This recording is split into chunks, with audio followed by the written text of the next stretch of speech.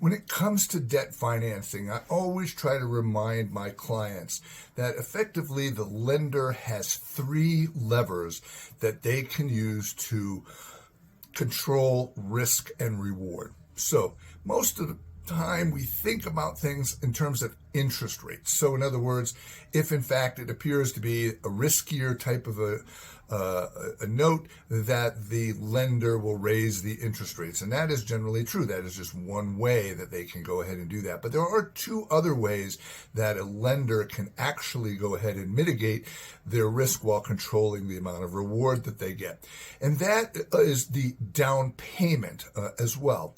And so effectively, if you wanted to buy a vehicle, for example, today you can almost buy it with nothing down. But as a business, you're going to have to put more money down. And again, the idea of being able to have a larger down payment from a lender's perspective is in the fact that you have to liquidate that asset because the borrower did not in fact meet his obligations of paying principal and interest payments, and we have to repossess that item.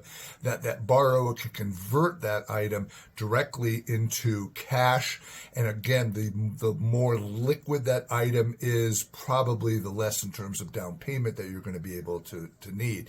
Obviously, if you're buying something that's very illiquid, something maybe like a cement mixer or something like that for your business, it's going to be much harder for the lender to convert that cement mixer back into cash in his portfolio, and as a result, it's going to require a larger down payment. And then the last lever that they have is the term, which is how long you can finance something for. Typically in the real estate market, 25 years is about what we do in commercial real estate as a maximum. However, when we are talking about personal homes, we actually go out to 30. Part of that has to do with a lot of different things, but what I would argue is that the amount of time that you can borrow that money as you become more risky.